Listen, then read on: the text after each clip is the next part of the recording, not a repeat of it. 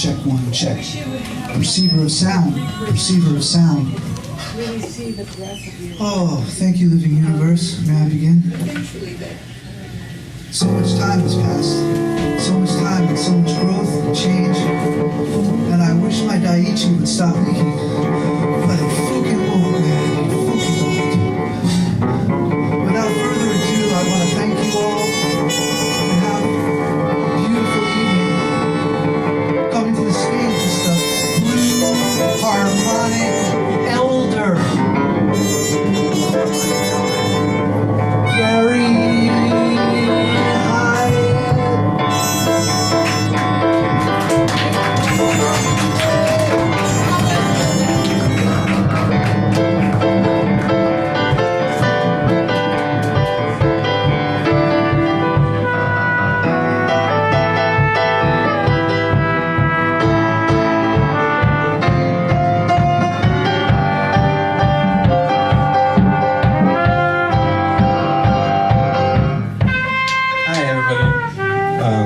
Everybody back from their trip already? Or you haven't gone yet? Yeah. We haven't gone yet. Okay. Well, they say travel broadens, but I guess it's not really especially true of the kind in travel and leisure, which is the sort of egregious, conspicuous consumption. But there are many kinds of travel. There's like travel abroad for a scholar, or the slow, arduous travel by foot of the homeless person, or going somewhere to visit your family or friends. And then there's a band on tour, or like a pilgrimage. War is the kind of travel, or it involves a lot of travel for soldiers, and refugees, and prisoners of war, and so forth. I guess, what are we in, World War 7 or 8 now? 9. I think it's really all been one long war since 1914 when Tender Buttons was published. Tender Buttons, Objects, Food, Room by Gertrude Stein was written in 1912, published in 1914. And I'm the dramaturg for the Reipen Collective, and we've been working on this spectacle of Tender Buttons, and that has been a trip. Along the way, we created a think tank to investigate the properties of sound, properties of text, properties of music. I was really interested in the properties of vowels, and some of the other people involved were musicians, poets, singers, dancers, theater people. And the Perceiver of Sound League is the umbrella group, and then we form various subcommittees like the one that I'm chairing on the pataphysics of extremely interesting sounds and what makes them that way. Sonic objects are different than visual objects or concrete objects. Sonic objects are ephemeral. They come and go, and they're not attached to a physical object. But I want to just, for purposes of explanation, demonstrate one sonic object called a red stamp. Now, this is a song written by Kyungmi Lee on the Gertrude Stein poem From Objects.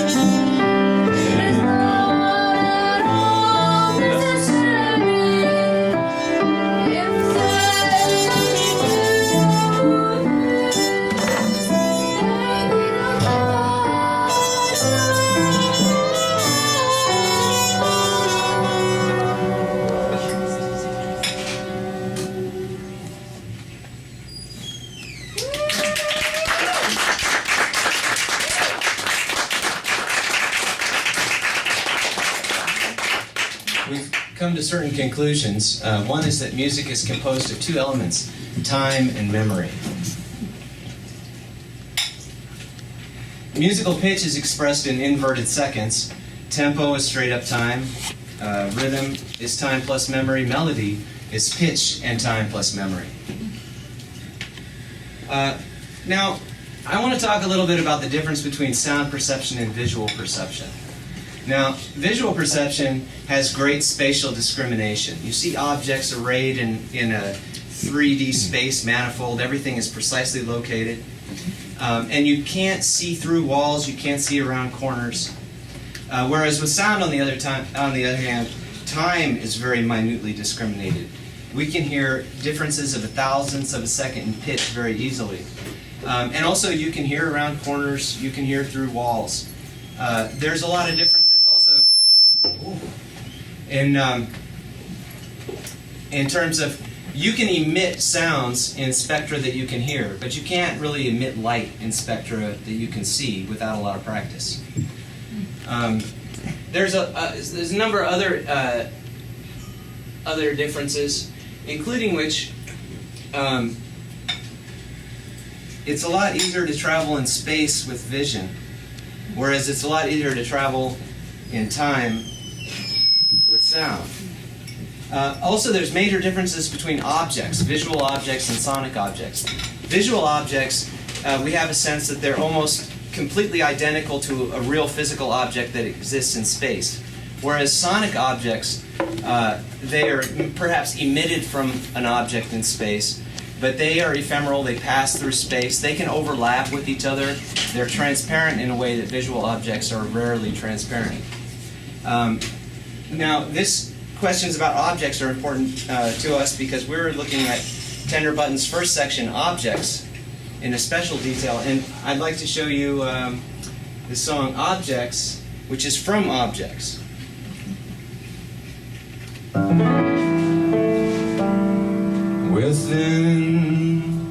Within the cut and slender joint alone, with sudden equals and no more than three, two in the center, make two one side.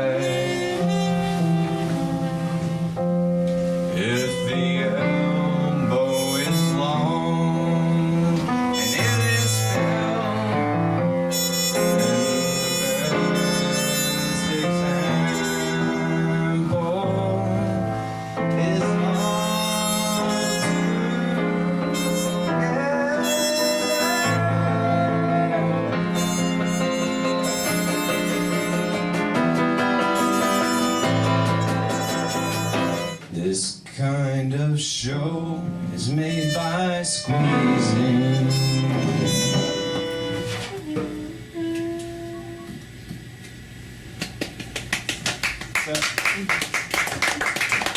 So now we're going to try to travel into the past. And if we're going to travel into the past, it doesn't hurt to close your eyes. But I do want to say, if you do close your eyes and you're standing up, hold on to something, because we're going to be traveling backwards and in circles. One thing that you have to do if you travel backwards through time is that first you have to pass through your regrets. But I'll make that easier for everybody because we can just pass through mine. 1 and 2 and 3 and 4.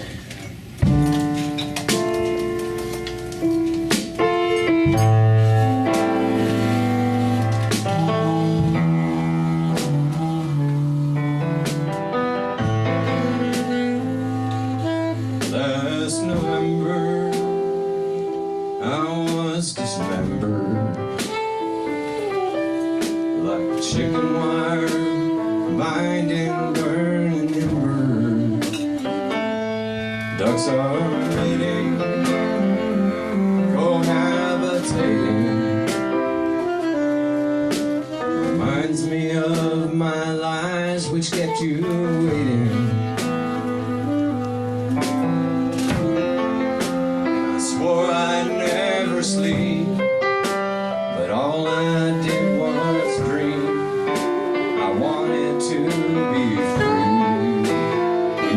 still needed me. I pawned your mother's ring and my identity when you still needed me.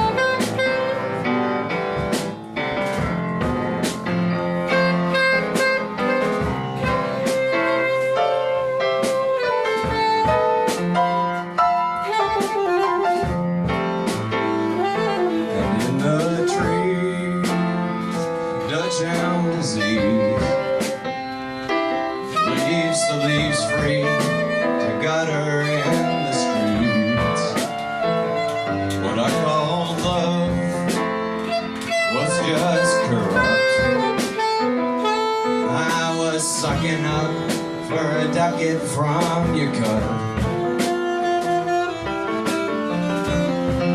and I swore I'd never sleep, but all I did was dream.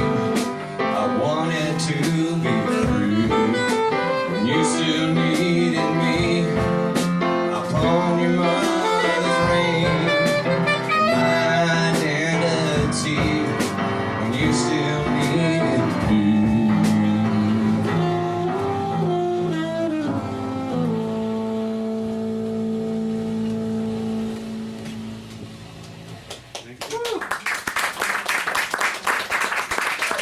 Okay, moving past Gary's regrets, we travel back another 110 years? No, 101 years and 9 months.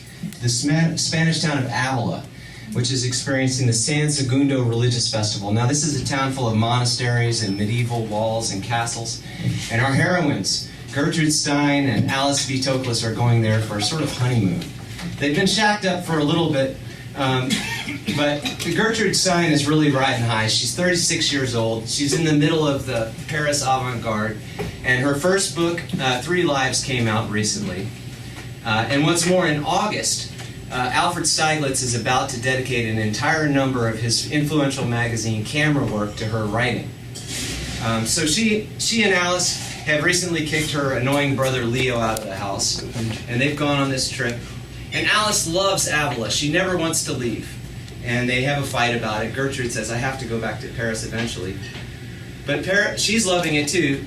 She's rereading Interior Castle by St. Teresa of Avila. Now, 400 years before, St. Teresa had lived in Avila, and a famous mystic and saint. Her levitations were attested by multiple reliable witnesses. And she had written this book, which was a sort of depth psychology of the human soul. Now, Gertrude had studied with America's leading psychologist, William James, and she wasn't a big fan of Freud. Now, Freudian psychology, the subconscious is sort of a gutter where it's full of blood and dirt and bodily fluids. The St. Teresa of Avila's and Gertrude Stein's, I dare say, version of the unconscious is more like surrounding the consciousness on all sides, above and below. St. Teresa described the soul as a magnificent jewel with many rooms, and that's what the title Interior Castle was about. So, sometime in the summer also, Gertrude started working on the poems that would later become known as Tender Buttons. Also around this time, she said that she and Picasso were some of the first to stop believing in science. Now, anybody who's believing in science is doing it wrong. And Gertrude was a scientist, and she knew this. She had been one semester away from her medical degree, and she dropped out of medical school. She'd done some research, and the research paper had been turned down by Learned Publication because its author was a woman. So she knew a little bit about the supposed objectivity of science. And then, as now, a lot of what's parading as science is actually a bunch of narratives. It's kind of a religion, something that constitutes reality for people. In a sense, then, and as now, science simply moved in and took on the old role of the church, telling creation stories and so forth. I'm using a line from Tenor Button's No Song is Sad as the title tonight because I'm singing a lot of sad songs. But I think the point of this quote, No Song is Sad, is that if you're singing at all, there's some joy. You know, there's a basic level of joy. And I think, in a way, sad songs are so great because it's a contrast, like salty and sweet. And also, I think maybe if you sing happy songs, you're risking being destroyed by the jealousy of the gods. Yeah. Anyways, Jonah, shall we? Sure.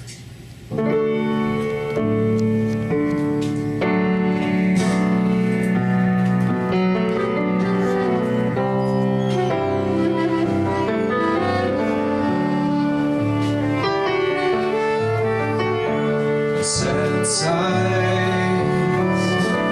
a sighs that is not sad, is blue, as every bit of blue is precocious, a kind and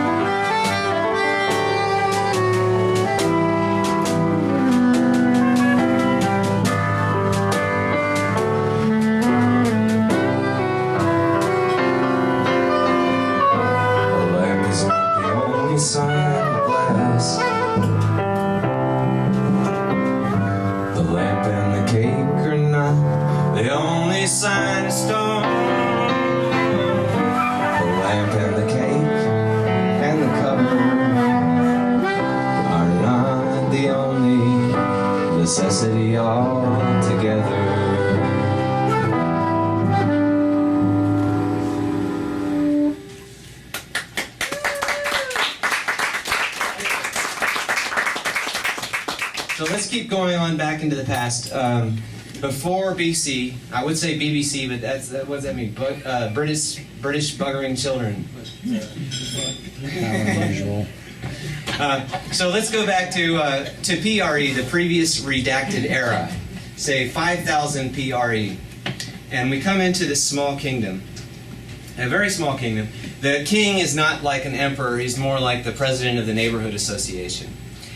And this kingdom is experiencing a terrible famine. His new wife and his 2 kids are in danger of starving. All his neighbors are starving.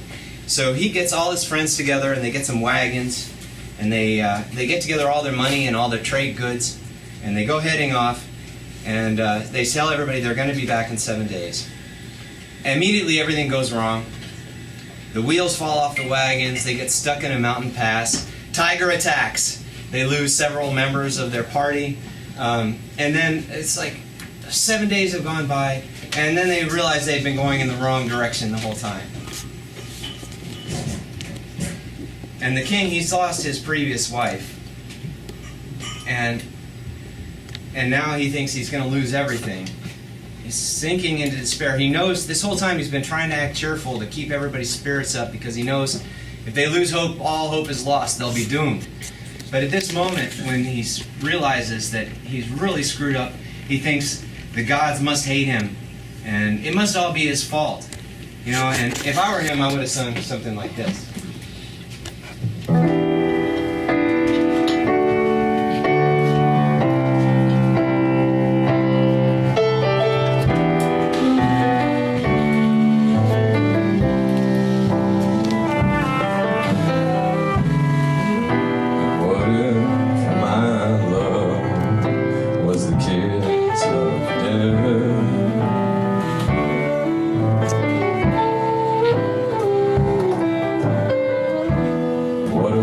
Nothing but possession. Who's the breather and who's the breath?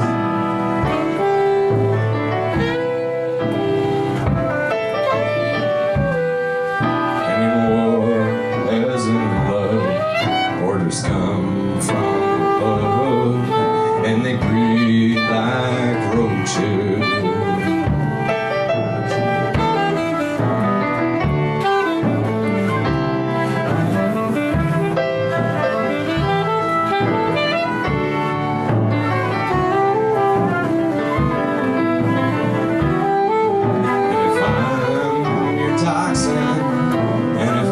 Walks in, carrying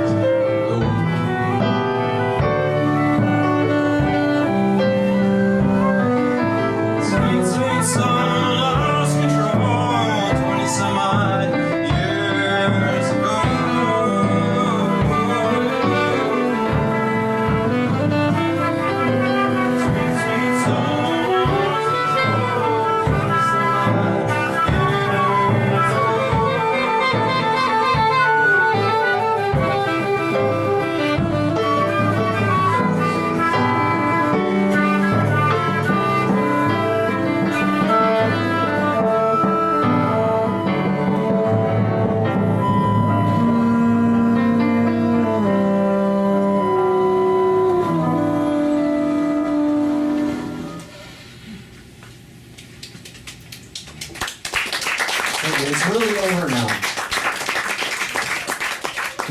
Okay. So to set Gertrude's objects to music, I wanted to look at her materials, and of course the materials she's using are words, but you know, they're made out of letters. What are these letters? What are the vowels especially? And so I investigated a little bit. Now, could we maybe have a comparison of how the A sounds on a flute and a saxophone? Consort A? Yeah. Or consort?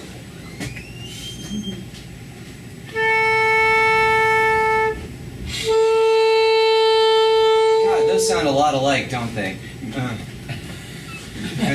Well, anyways, the point being is maybe try a piano note. So you have the same note, but they have very different sounds, and the reason that they have different sounds is called timbre. That there's a fundamental tone that we refer to as the note that we're talking about, like an A or whatever. But then it has a series. It's never just one note. It has a series of other notes layered on top of it, and it's these fainter notes that make the difference between ah and ooh. Like now, let's all say ah. Now ooh and e. Now see, ooh has a bunch of low harmonics that are just like maybe a couple octaves over the fundamental, and so it sounds lower, whereas E sounds higher. It has these more harmonics up higher, like, and in crazy like jazz chord kind of intervals, like 13ths and 17ths and stuff like that. So anyways, I was able to look at all these vowels and then harmonized on the poem based on the harmonics of the vowels. So this is one tune that we did that way. Single climb to a line, a straight exchange to a cane, desperate adventure, courage and the clock. All this, which is a system which has feeling, which has resignation and success. All makes unattractive, black, silver.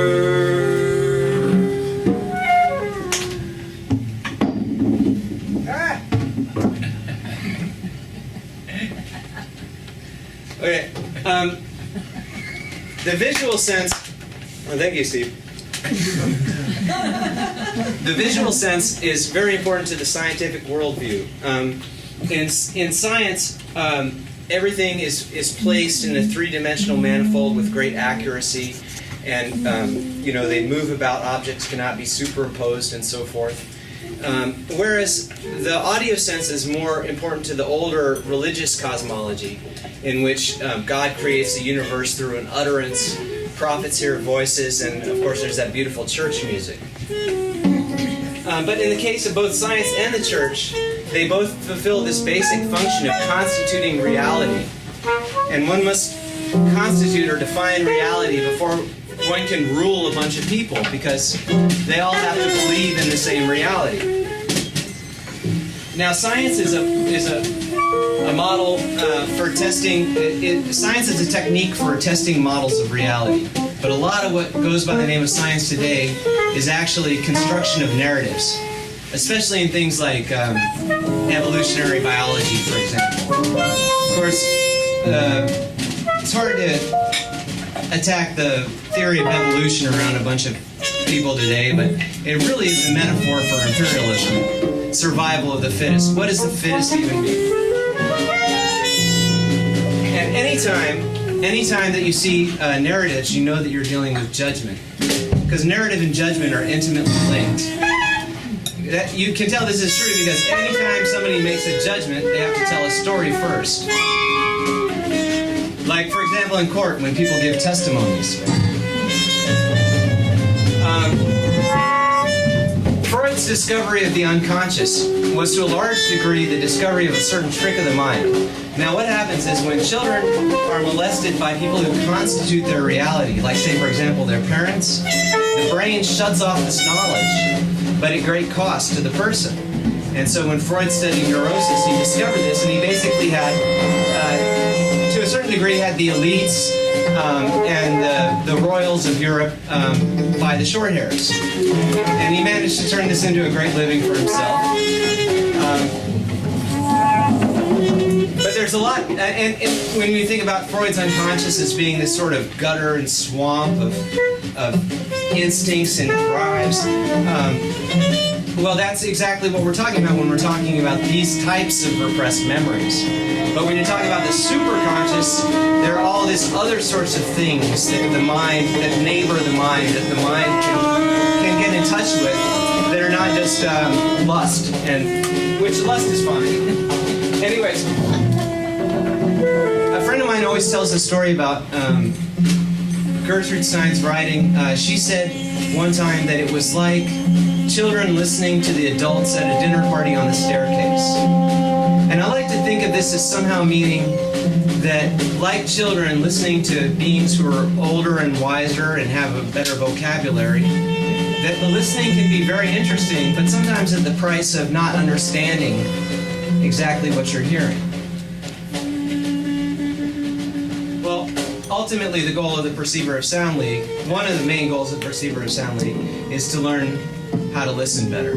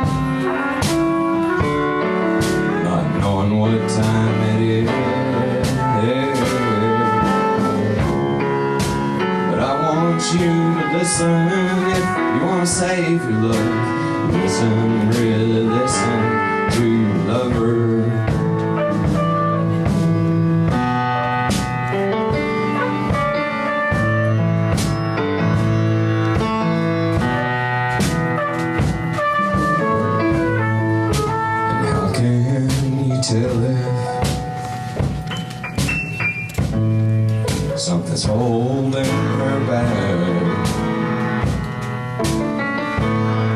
You gotta stop being jealous of all the men she's loved in the past, and ask her what she wants. Give her what she needs. Love needs understanding. You gotta listen, really listen to love her.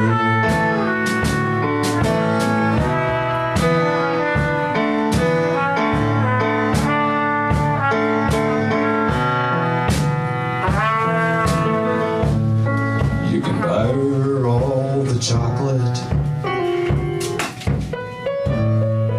get her high on cocaine, even buy her pretty diamonds, and she'll still complain, 'cause everything is meaningless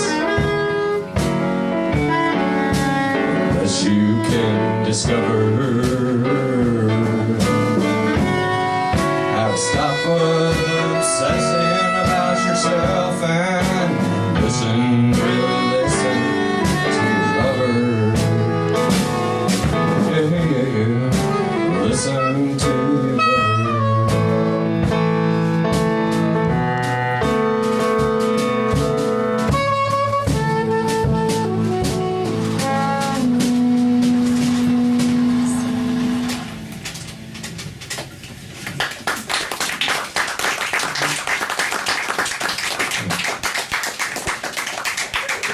Back to our king.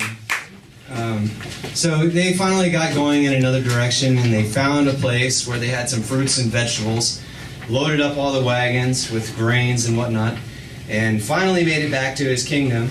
There was rejoicing, celebrations, and but then when he got home, his children weren't there. And he asked his new wife what happened to them, and she said that they went out foraging for food and they never came back. So he got a group of people together, and they were going to go out looking for him. But one of the friends takes him aside, and he says, "I'm sorry to have to tell you this, but I talked to the boatman, and he said that your wife paid him to bring the kids out to this island and leave them there, because she was afraid that there wasn't going to be enough food and that you weren't coming back." So at that moment, you can imagine how much he must have missed his first wife.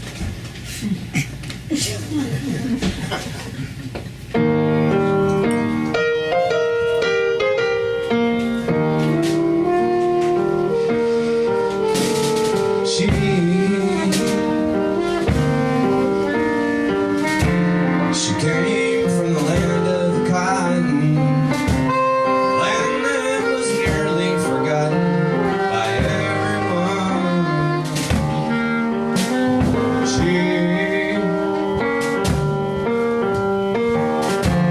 She worked and she saved so hard. Big old field was her backyard in the Delta sun.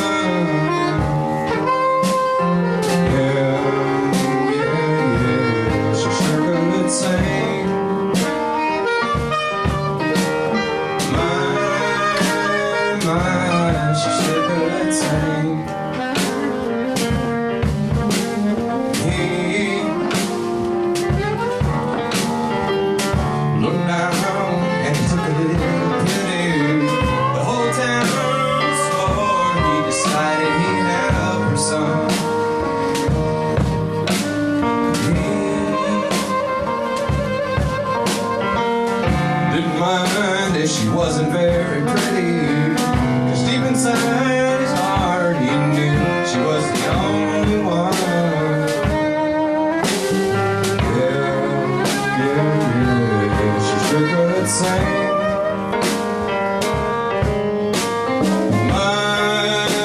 My, she sure could sing. She had faith, she had perceiving. She led all the people together and sang. And she prayed every night to Lord on his Abba, singing,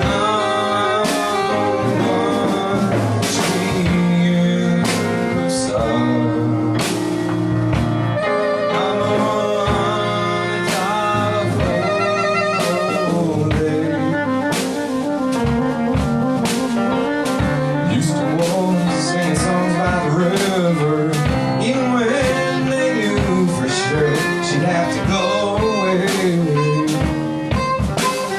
Hey, never knew what her life was to give her, and never had to worry about it for a single day. Yeah, she sure could sing.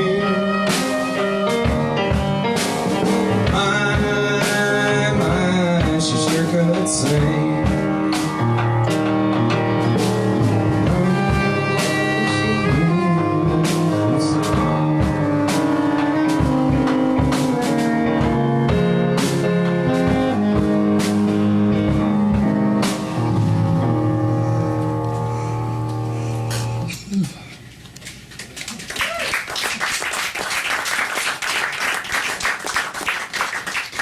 That's the only one that isn't by me or Gertrude Stein this evening.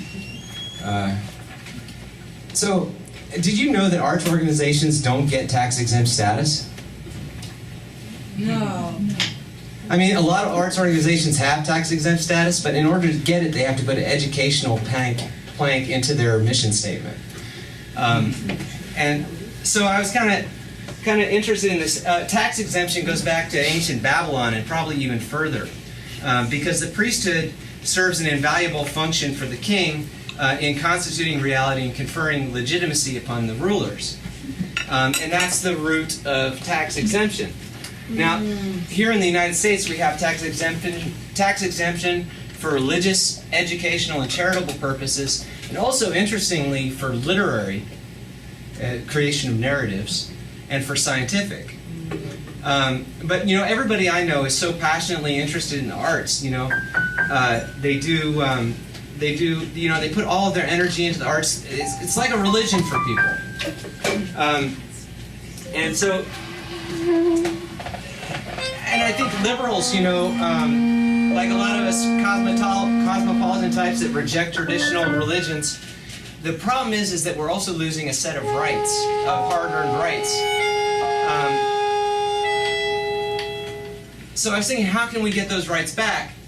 And so we incorporated the Perceiver of Sound League as a religious organization in Hudson County, New Jersey.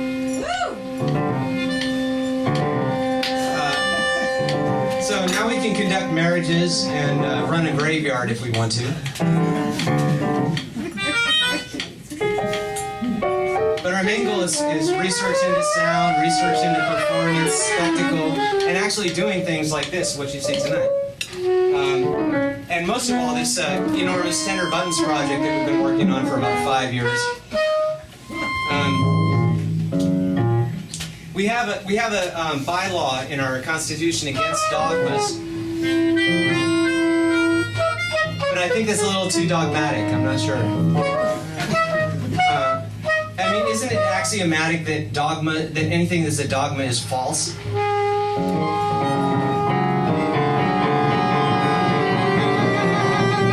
I don't know, Gary, tell us, is it true? It is axiomatic. It doesn't necessarily mean it's true. Now we have to ask, what is real? What is real? And if you look at the word real, it comes from royal. Basically, real is whatever the king says it is. But in today's world, we have all these expressions like get real, face reality. And basically what we mean when we say that is reality is specifically that which kicks our asses.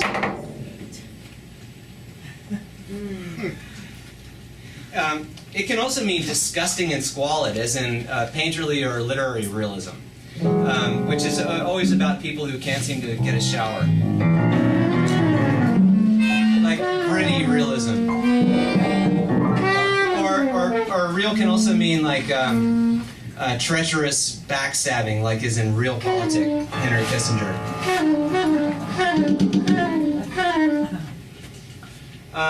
In today's world, it seems like the main object of belief is the dollar. And what's real is basically like what can make you a buck, you know? And I've always resisted this kind of reality. And ironically, that has landed me into a lot of gritty, realist situations. This next song sort of reflects that side of reality. It's about a homeless musician walking through the rain across Brooklyn to hang out in his ex-girlfriend's backyard.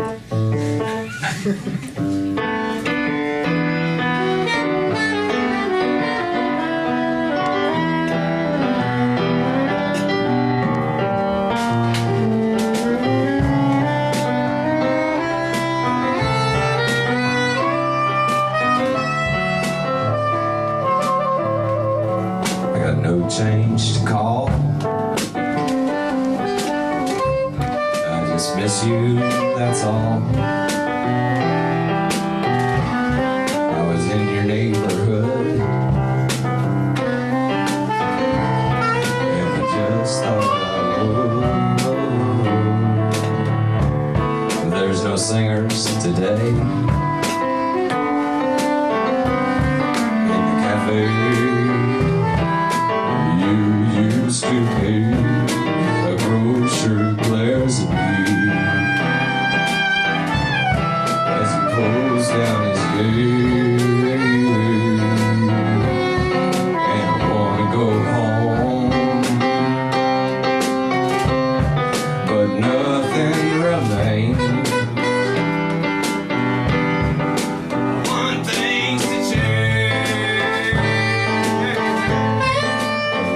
Stays the same, and my matches are soaked, so I can't get a spark. I'm just looking for you, alone in the dark. So I hop the fence into your yard. There's mud on my boots. There's a scratch on my arm. And are you aware? A stereo plays in the little room upstairs where we used to live. And I wanna go home,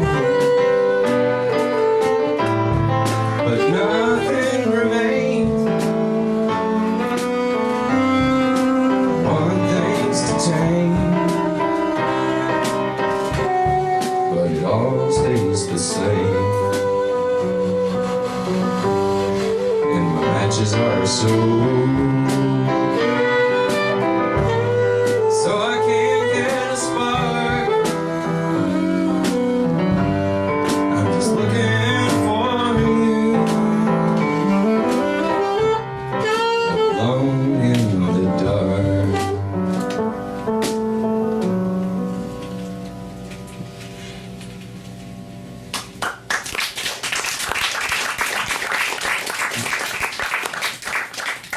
At the end of the summer, Gertrude and Alice headed out to Mabel Dodge's villa in Florence. Now, Mabel Dodge was a filthy rich woman from Buffalo, New York. And she was sort of a New Ager before New Age became well known. She had all of the cognoscenti from all over Europe and America coming to visit her in her villa. And the villa that summer was haunted. Very haunted. A lot of reliable witnesses, Joe Davidson, Constance Fletcher, Horace Hutchins Hapgood, all saw the ghosts. Some of them even talked to the ghosts. Mabel Dodge also at this time was entranced by a swami. She was also having an affair with a 26-year-old tutor, not her husband, in the room right next to where Gertrude was sleeping. For some reason she put Gertrude and Alice in separate rooms. She was flirting with, also Mabel Dodge was flirting with everybody that summer. She was flirting with gay men like Andre Gide. She was falling all over Gertrude as well, much to Alice's dismay. So it was in the midst of this ectoplasmic swamp that Gertrude was writing Tender Buttons.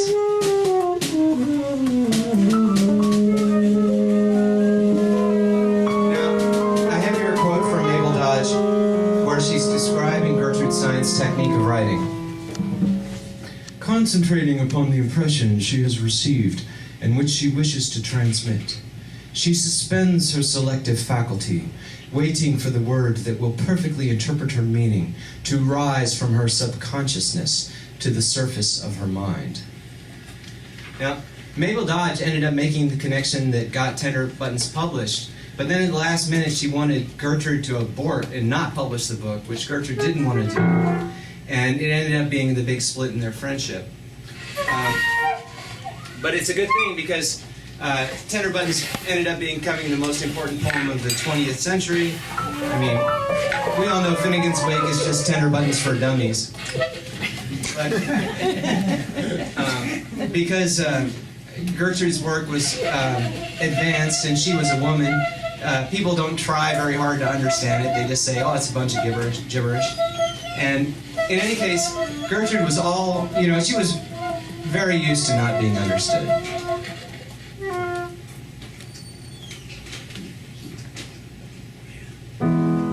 No cup is broken in more places and mended. That is to say, a plate is broken. Mending does do that. It shows that culture is Japanese. It shows the whole element of angels and orders. It does more to choosing, and it does more to that. Ministering, counting. It does change in more water. Supposing the single piece is a hair. Supposing that more than hardly.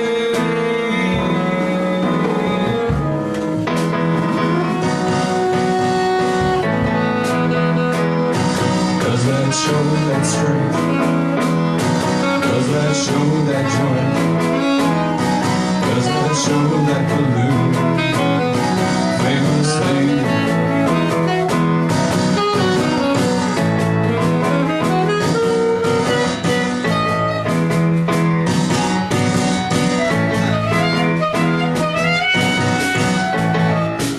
Does it?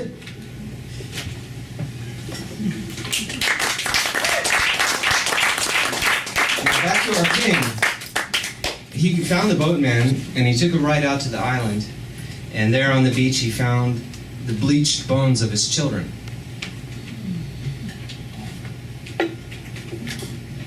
So, I mean, you can imagine his grief. And if it were an American action movie, he would go find all the largest guns he could find and blow things up. But the king in our story did something very different. Right then and there, he takes a vow. And the vow was kind of like this. He said, "For those who have no parents, I will appear and serve as their parents. For those who have no teacher, I will appear as their teacher. For those who are poor, I will appear as their benefactor. In all lands, in all directions, I will bestow peace and happiness. I will become the mountains, rivers, land and vegetation, 5 grains, and the sweet fruits to enable beings to live." Well, there's more to the vow, but that's the heart of it. And the story goes that this king in a later life became the Buddha. And the older son in the story, who died on the beach, also went on to become this reincarnate as a spiritual teacher, and is mentioned in the Lotus Sutra. And it becomes a major religious figure in Taoism, Hinduism, and Buddhism, although not very well known in the United States. Then this character goes on to become a woman, which, if you know Buddhism, that's, a big step to make. And she ends up going on many other adventures and incarnating as a princess and as an old woman with a bucket of fish. And in one case, as a woman who would have sex with anybody who asked. And everybody who asked then was thereafter cured of their lust. And the woman was buried in a potter's field. So, Maestro? A widow in a wise field, and more garments show. The shadows are even.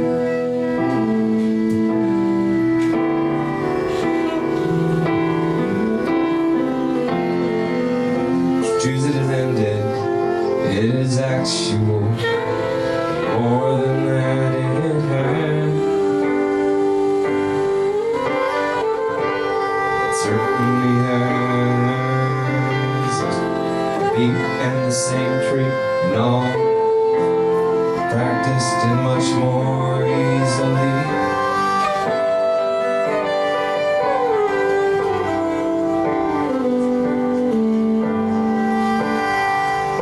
suitable establishment, well-housed, practical, patient instead.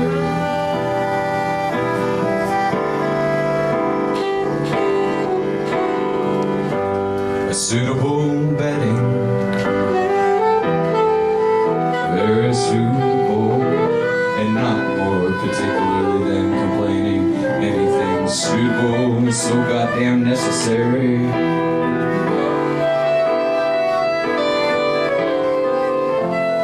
fact is that when the direction is just like that, no more longer.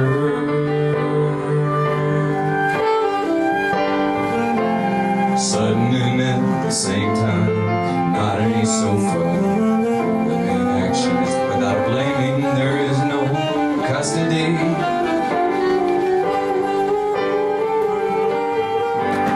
Practice measurement, practice the sign. It means that really means necessary but true.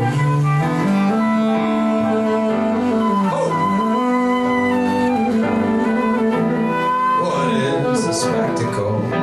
A spectacle is the resemblance between the circular side place and nothing else.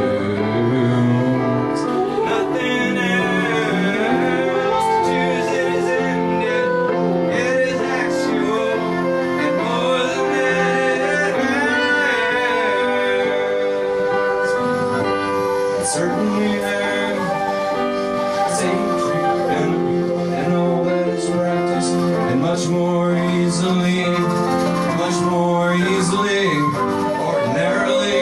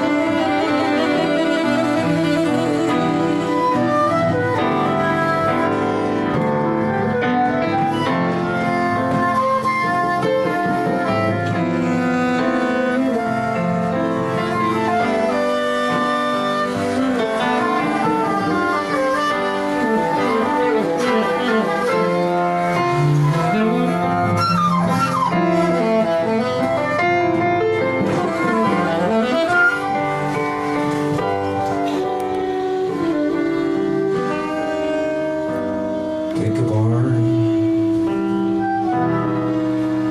old barn, and bend more slender accents than have ever been necessary.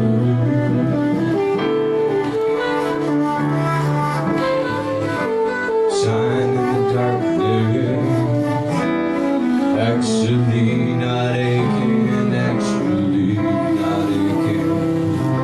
Stubbornly so artificial.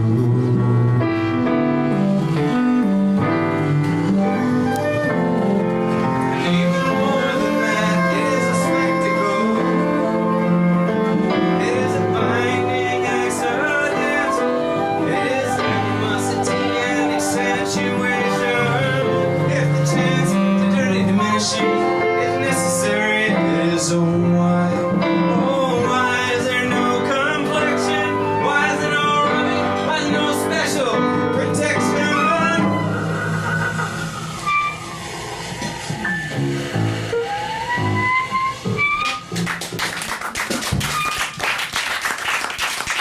That song is called The Chair by Gertrude St. Anyways, in that Florentine villa of Mabel Dodge's, there was a terracotta statue of this bodhisattva. And in the end, all these times and all these personalities collapse into one, and we're left with only one choice, which is the confrontation of subject and object. Finally, the choice of deciding if we are for or against, if we are with or against. And ultimately, the choice comes down to this. Do we identify with the world, or do we identify ourselves as being against the world? And eventually we'll all have to figure that out. Mabel Dodge ended up marrying a Native American man and settling down in Taos, which is why it's an art colony today. After Gertrude died, Alice didn't go back to Avila, but she did become a nun, and she entered a convent.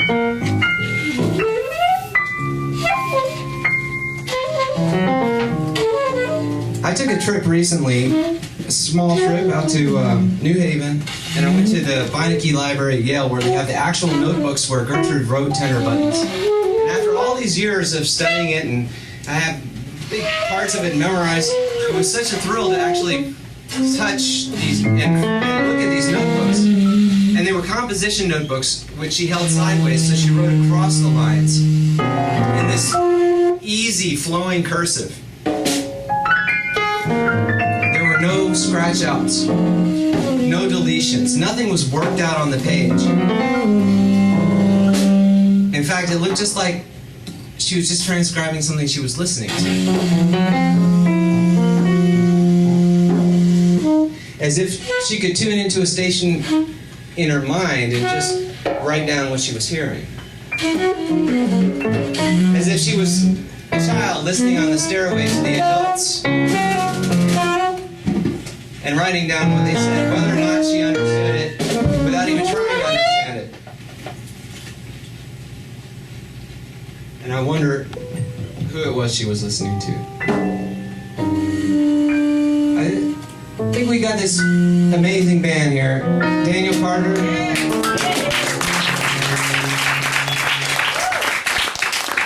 Brendan Burke. And now, to finish up our show, our two piano players are going to play four-hand piano here on our last song. Jonah and Kyungmi.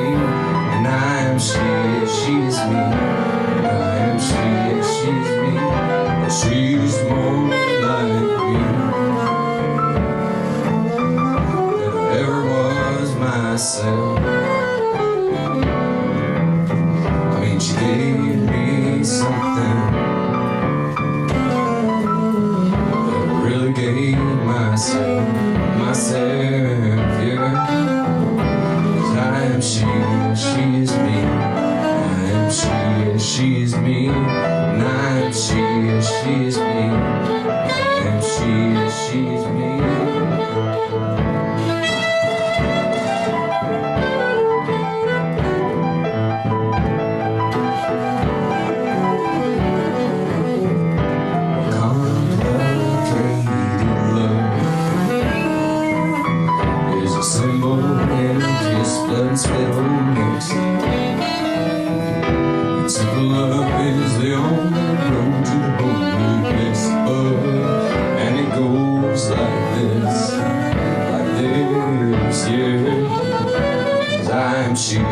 she is me. I am she, yes, she is me. And I am she, yes, she is me. I am she, yes, she is me.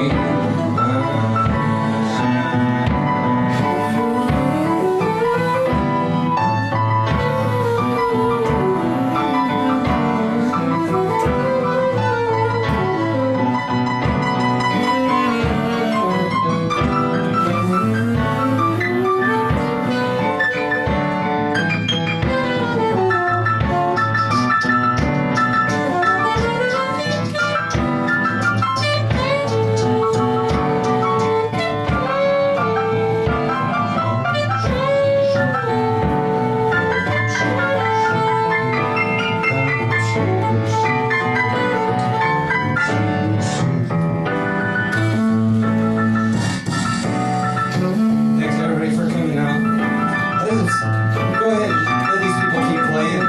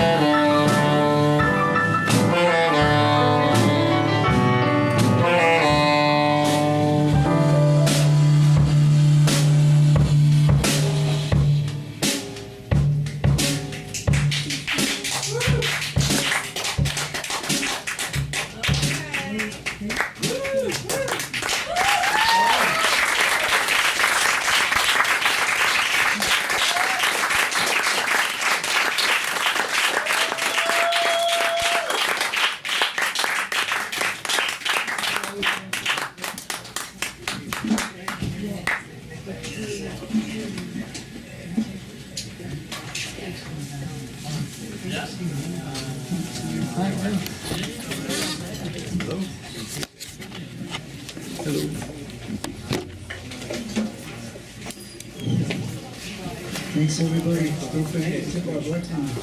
Have a beautiful night. Beautiful people. Gary Heidt. Can we get one more for Gary Heidt?